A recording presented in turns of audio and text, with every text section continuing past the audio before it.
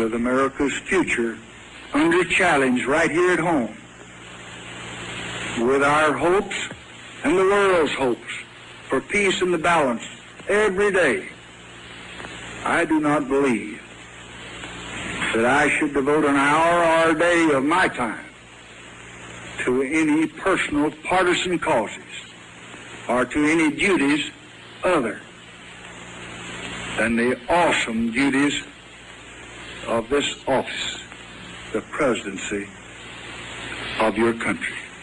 Accordingly, I shall not seek and I will not accept the nomination of my party for another term as your president.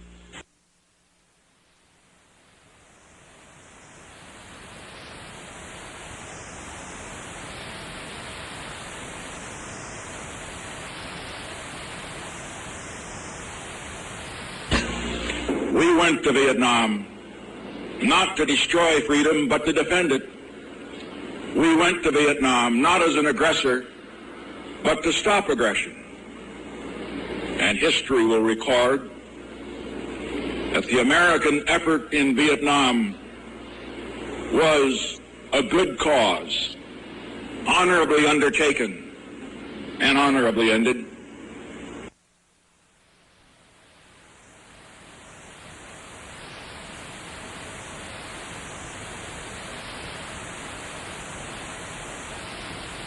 My fellow Americans, I'm pleased to tell you today that I've signed legislation that will outlaw Russia forever.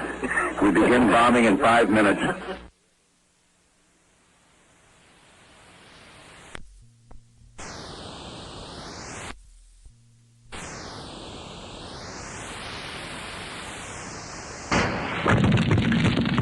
Monday, November 4th, 1963. Over the weekend, the coup in Saigon took place. Culminated 3 months of conversation about a coup, conversation which divided the government here and in Saigon. Opposed to a coup was General Taylor, the Attorney General,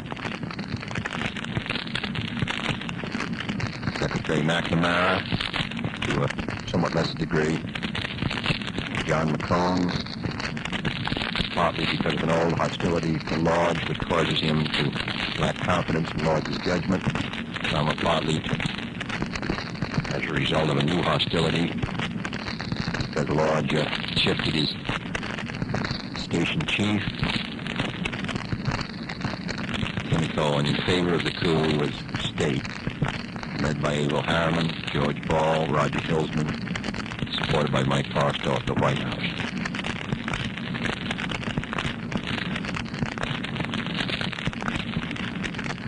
I feel that we must bear a good deal of responsibility for it, beginning with our cable of early August in which we suggested the coup.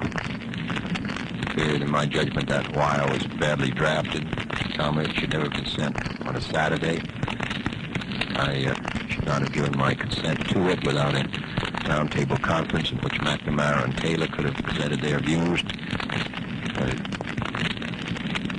While we did redress that balance in later wires, that first wire encouraged Lodge along a course to which he was, in any case, inclined. Parking the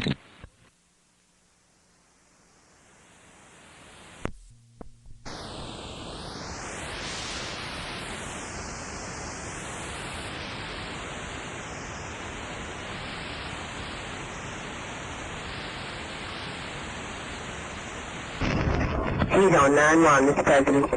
Texas. Yes, sir. Henry? Yes, sir. How are you? I'm all right. I'm getting along. My wife just tells me you're a mighty high stepper. Well, she did a great job up here for her. I'll tell you, really, she's masterful at this business. Not only made a good speech, but made everybody happy and comfortable and relaxed. I can't tell you what the reaction was. Well, A little bit of that mingling around up here doesn't hurt a bit, so. that, I think she kind of liked it. She surely enjoyed it, and she was very complimentary of you and very happy that she got to go. I called you a little bit. I just wanted to get some of your, exchange your thoughts with you about this South Vietnam thing in Laos and what you think we ought to do out there. Well, I tell you, I'm supposed to be making my tribute in the UN right now. So why don't you go ahead and call me back later? You went on. I've got to come down to see you on Friday for a minute. No, I'm going to be in New York Thursday night and going to Texas at midnight and speak there Friday at a little after lunch. I'll be gone for the weekend. Would you be, when would you be free at all? I mean, could I come down to this morning or this afternoon or well, I'm going to meet with Bundy at 4 o'clock. If you might come to this dinner for President Island, but we could slip in between 4 and 5 sometime. What about tomorrow? Well, tomorrow is worse than in the year. Although we're having a little.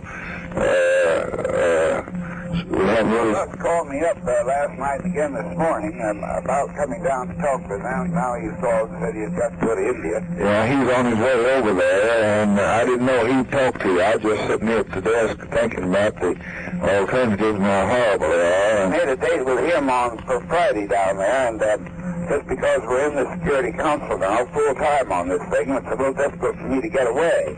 You and I could... I expect we better just talk over the phone, because I'm going to be in New York tomorrow evening, but it's going to be one of those madhouses like yesterday at midnight. I'm going to go to the thing. Do you suppose there'd be any chance of seeing you afterwards? Yeah. Well, I'm going to be flying to Texas with all these reporters at midnight. You could ride with me to this maybe we could get together after the show and go to Krem's house, and you could ride with me over there. That'd be fine. And you be thinking about it. I want to have some talks with you, and if you get through, you just pick up the phone and call me during the afternoon sometime. All right, sir. Fine. I shudder to get too deeply involved there, and everybody thinks that's the only alternative.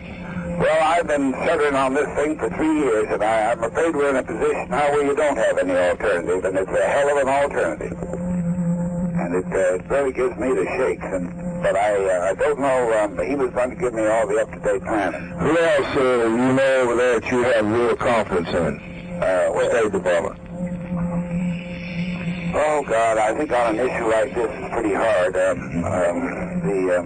you ever know anything about it? I think Averill has perhaps as broad a view and as distant a perception as anybody you could talk to. But he's so involved in the Laos settlement, and that I just don't know whether... You want to make your speech and call me this afternoon. All right, I will. Right.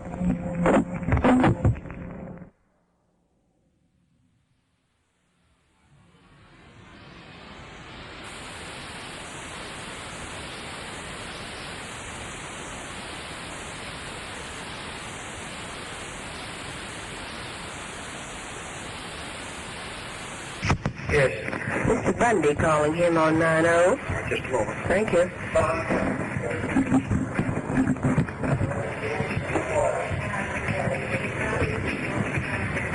Hello. Things that can't wait for our meeting this afternoon. One, in order to get the Canadians fully on board with as much of this message in Hanoi as we can get, we think it very important for someone to speak personally with Pearson. And I've tentatively nominated myself because I don't see anybody else. Would you going up there tomorrow morning to give him the picture of where we're going to be briefing his man and giving whatever you would authorize me to say this afternoon? Or would you rather have the department do it or Butterworth do it, or would you want to do it by phone? The difficulty with the phone is it's not entirely secure. What their man is willing to carry in terms of messages to Hanoi may have a great deal to do with how we can get this thing turned off peacefully. And that Mike should know that he was doing it for you and not just for a lot of other people. I think you can do it Friday. I think maybe tomorrow you ought to be here. Ought to be here. All right, I could do it that way. Second question, Stevenson. You're going to be going up to New York. I talked to him this morning, and he wanted to come down and see me, and he's going to call me back.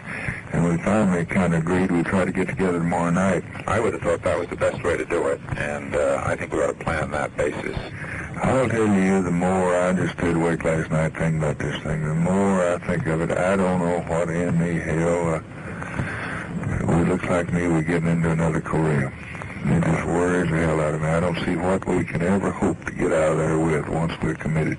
Once I believe the Chinese communists coming into it, I don't think that we can fight them 10,000 miles away from home and ever get anywhere in that area. I don't think it's worth fighting for, and I don't think we can get out. And it's just the biggest damn mess. It is. It's an awful mess. And we just got to think about I look at this sergeant of mine this morning, got 6 little old kids over there, and he's getting out my things and bringing me in my night reading and all that kind of stuff. And I just thought about ordering those kids in there, and what in the hell am I ordering him out there for? One thing that hell Vietnam worth to me? What is Laos worth to me? What is it worth to this country? No, we have now we got a treaty, but still, we got a treaty, but hell, everybody else got a treaty out there, and they're not doing anything about it. Yeah. Now, of course, if you start running the communists, they may just chase you right into your own kitchen. Yeah, that's the trouble. And that is what the rest of that half of the world is going to think if this thing comes apart on us. That's the dilemma. That's exactly the dilemma. But everybody I talk to that's got any sense now, they just says, oh my God, please kill us off. Of course, I was reading Mansfield stuff this morning, and it's just milk toast as it can be. He's got no spine at all. Yeah. But this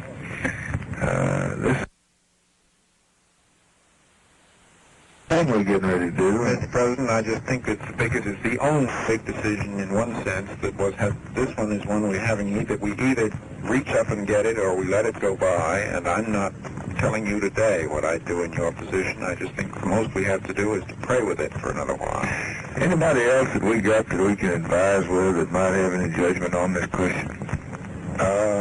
That might have something, might be fresh, might have some new approach. Would Bradley be any good? Would Clay be any good? Bradley be no good. I do not think Clay would add. I think you're constantly searching, if I understand you correctly, for some means of stiffening this thing that does not have this escalating aspect to it. And I've been up and down this with Bob McNamara, and I've been up and down it again with Mike Forrestal. I think there are some marginal things that we can do, and I think the notion of,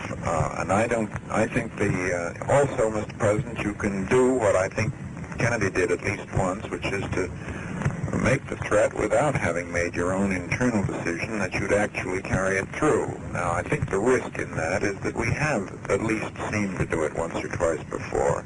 And there's another dilemma in here, which is how the difficulty your own people have I'm not talking about Dean Rusk or Bob McNamara or me, but people who are at second remove, who just find it very hard to be firm if they're not absolutely clear what your decision is. And yet you must safeguard that decision and keep your... What does Bill think we ought to do? He's in favor of touching things up, but you ought to talk to him about it. I've got an extremely good memorandum from Forrestal that I'm just getting ready for you that shows what he thinks about it. And what does he think? He thinks we ought to be ready to move a little bit, and mainly Vietnamese. On the other hand, readiness to do more. He believes really that that's the best way of galvanizing the South. That if they feel that we are prepared to take a little action against the center of this infection, that's the best way of... What action do we take, though? Well, I think that we really need to do use target folder work, Mr. President, that shows precisely what we do and don't mean here. And the main object is to kill as few people as possible while creating an environment in which the incentive to react is as low as possible. But I can't say to you this is a small matter. There's one other thing that I've thought about, that I've only just thought about overnight, and it's on this same matter of saying to a guy, you go to Korea or you go to Vietnam and you fight in the rice paddies. I would love to know what would happen if we were to say in this same speech, and from now on, nobody goes to this task who doesn't volunteer. I think if we might turn around the atmosphere of our own people out there if it were a volunteers' enterprise. I suspect the joint chiefs won't agree to that, but I'd like to know what happened. If we really dramatize this as Americans against terror, and Americans keeping their commitment, and Americans who have only peace as their object, and only Americans who want to go have to go, you might change the temper of it some. Well, you wouldn't have a corporal's guard, would you? I just don't know. If that's true, then I'm not sure we're the country to do this job. I don't think it's just Morris and Russell and I know Greening. I think it's 90% of the people who don't want any part of it. Did you see the poll this morning? 65% of them don't know anything about it. And for those that do, the majority think we're mishandling it, but they don't know what to do. That's Gallup. Yeah. And it's not easy to get in war, but it's going to be awfully hard to ever extricate yourself if you get in. I'm very sensitive to the fact that people who are having trouble with an intransigent problem find it very easy to come and say to the President of the United States, go and be tough. What does Lippman think you ought to do? Well, I'm going to talk with him at greater length. What he really thinks is that you should provide a diplomatic structure within which the thing can go under the control of Hanoi and walk away from it. I don't think that's an unfair statement, but I will ask him to do. He thinks that Hanoi ought to take South Vietnam? Yes, sir. Diplomatically. Maybe by calling it a neutralization and removing American force and letting it slip away the way Laos did. It would if we didn't do anything, and will if we don't do anything. And we would guarantee the neutrality in some sort of a treaty that we would write. I'm sorry, not sure I'm the best person to describe Lippman's views because I don't agree with them. And who's he been talking to besides you? Has he talked to Ruskin on this? He's talked to George Paul. He's talked to George Paul, and he's talked to. I don't think he's talked to Ruskin. I don't think he's talked to McNamara. Would it be good for you and McNamara to sit down and? I think it would be very good, but I don't. I think that I'll do. I had planned to have lunch with Walter on Monday because I couldn't find a workable time before that, but I can do it sooner if you'd like me to. I wish you would. I will. I try to get him. I'll get his ideas a little more concrete before I leave here, and I'd like to have him talk to McNamara. I might just have the three of you in this afternoon sometime. All right. Walter, McNamara, and him. I'd like to hear Walter and McNamara evaluate this thing, yeah. All right. What's possible time? Well, at 4 o'clock time, you got open. The damned Irishman is all over the place. Off-record meetings on Southeast Asia. They got you at 4 today. That's at 4. That's to review the telegrams to Lodge and other action items that we've been working on the last 2 days. I've got the island at 5, so why don't we just see if they can come at 4? I put off the 4 o'clock meeting? No, yeah, or do you want to put Lippman at 6, or do you want to? No, I got the dinner tonight. Yeah. We better, you and I could get together at 3:45, and Lippman and Mac come in at 4 if they would. Yes. What happens then to the working meeting is my only problem. How long do you have to have it? It wouldn't take you 10, 15 minutes. Well, I'd say I'll come in 3:45 with you. Try and do that business. And then have them come in at 4. All right. Well, I'll make it 3:45 and then have Lippman standing by at 4:15, huh? Mm-hmm. Or 4 o'clock. From 4 o'clock on. Yeah. I see.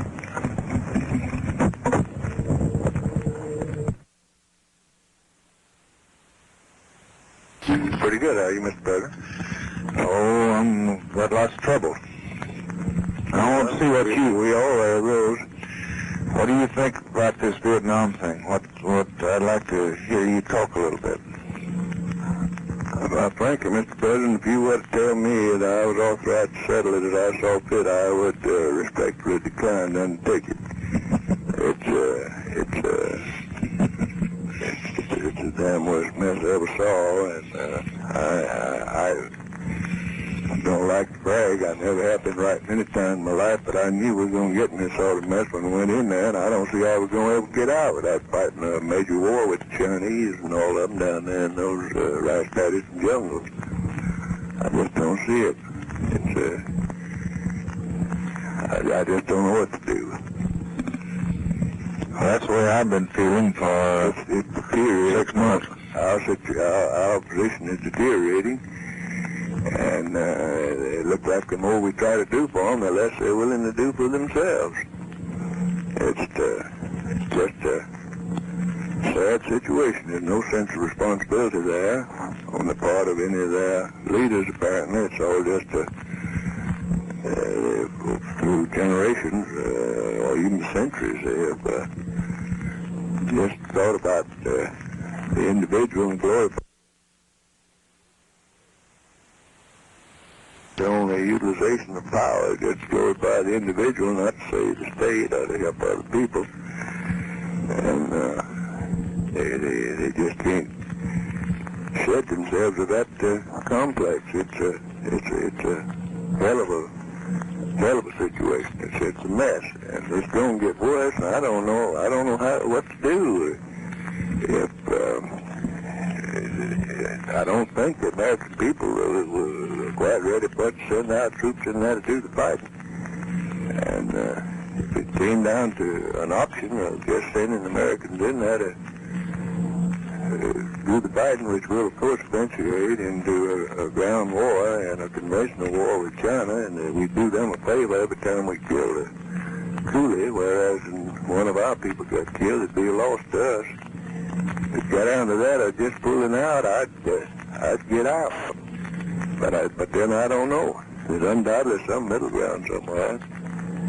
If I was going to get out, I'd get the same try to get rid of old Dean to get rid of these people and get some fella in there that said he wished the hell we would get out. That'd give us a good excuse for getting out. I see no terminal fate for any part of that in there. How important is it to us? It isn't important a damn bit, but all this new... Well, I guess it's important to from a psychological standpoint. I mean, yes, and from the standpoint that we're a party to a treaty, and if we don't pay attention to this treaty, I don't guess that they think we're paying attention to any of it. Yeah, but we're the only one paying any attention to it. Yeah, I think that's right. You see, other people just about that treaty. That's right, but just because somebody else... I think there's some 12 or 14 other countries. That's right. There are 14 of them, but I don't know much about the foreign policy, but it seemed to me there were several of them that were... Yeah, they're 14. We're parties to it, and other than the question of our word and saving face, that's the reason I said that I don't think that anybody would expect us to stay in there. There's some old freebooter down in there that I've forgotten his name. I haven't heard about him lately, but he's still there. Sort of a hellraiser, and you don't know exactly what he wants. I think, but he's the most dangerous thing to the present regime. I think if he was to take over, he'd ask us to get out. Of course, we did. Under our theory of standing by self-determination of people, I don't see how we say we're not going to go if he's in charge of the government. The thing is, it's going to be a headache to anybody that tries to fool with it. You've got all the brains in the country, Mr. President. You better get hold of them. I don't know what to do about this. I saw it all coming on, but that don't do any good now. There's water over the dam, under the bridge, and we're there.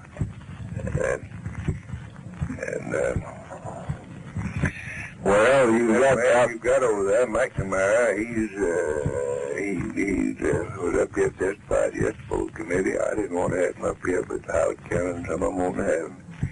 So I sat up here in 8:30 before I started appropriation hearings. He's got he's been kicked around on his own way. I'm not sure he's as objective as he ought to be in surveying the conditions out there. He feels like it's sort of up to him, President, to see it through. And he's a can-do fella, but I'm not too sure he understands the history and background of those people out there as fully as he should. But even from his picture, the damn thing ain't getting any better, and it's getting worse. And we're putting more and more in there, and they're taking more and more away from the people we're trying to help that we give them. It's I don't know, so you better get some brains from somewhere to apply to this thing, and I don't know what to do with it. Well, I spend all my days with Rusk and McNamara and Bundy and Harriman and the Vance and all those folks that are dealing with it, and I would say that it pretty well adds up to them now that we've got to show some power and some force, and that they do not believe, they're kind of like MacArthur in Korea, they don't believe that the Chinese communists will come into this thing, but they don't know, and nobody can really be sure, but their feeling is that they won't, and in any event that we haven't got much choice, that we're treaty bound, that we're there, that this will be a domino that will kick off a whole list of others, and that we just got to prepare for the worst. Now, I have avoided that for a few days. I don't think the American people are for it. I don't agree with Morris and all he says, but it doesn't look to me. Forcing the sentiment of a hell of a lot. I'm afraid that's right. I don't think the people of the country know much about Vietnam, and I think they care a hell of a lot less. I know, but you go send a whole lot of our boys out there. Yeah, that's right.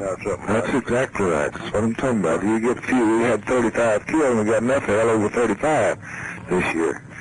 So that means more than that have been killed in Atlanta, Georgia, been killed this year in automobile accidents. That's right. No, we threw one down in one crash on 707, but one day. But that doesn't make any difference. That's the hazard our folks understand. They don't understand this over there now. The Republicans are going to make a political issue out of it. Every one of them, even Dirksen. It's the only issue they got. I talked to Dirksen the other day, Friday, and he suggested I have 3 of armed services and 3 from corporations and 3 foreign, all of them foreign relations down. And I told him all right, so I invited him. Yesterday before the king, he gave out a big statement that we had to get us a program and go after them. And Hagenlooper said that they just had to stand and show our force and put our men in there and let come what may come, and nobody disagreed with him. Now, Mansfield, he just wants to pull up and get out. And Morris wants to get out, and Greening wants to get out. That's about where it stops. I don't know. There's others here that want to get out. They haven't said much about it, but Frank Church just told me 2 or 3 times that he didn't want to make a speech on it, but he just wished to God we could get out of there. I don't know whether he's told you that or not. No, I haven't talked to him, but I just use that as an illustration because he's mentioned them more than once. And who are the best people we have that you know of to talk to about this thing? I don't want to do anything on the basis of just the information I got now. I don't know who, Mr. President. I talked to Eisenhower a little bit. I think that the people that you have named have all formed a hard opinion on it. I think if you could get make a survey. Rusk has tried to pull back. He's tried to hold back on everything. But he's about to come to the conclusion now that Laos is crumbling and Vietnam is wobbly. Laos, hell, it ain't worth the time. They've been talking about all these battles down there, and I've tried to get the best information I could from CIA and from defense both on all this fierce fighting on the plain of Jaws and all, and the highest estimate is to the casualties is 150. That Laotian thing is absolutely impossible. It's a whole lot worse than Vietnam. There are some of these Vietnamese, after they beat them over the head, it'll go in there and fight. But Laos is an impossible situation. That's just a razzle there. I don't know before I took any drastic action, I think I'd get somebody about like old Omar Bradley, and 1 or 2 perhaps senior people who had government experience, not necessarily military. If he wasn't scared to death of McNamara, this fellow Adams, who's the head of strike, would be a top flight man sent out there with him. Let them go out there and fool around for a few days and smell the air and get the atmosphere and come back in and tell you what they think.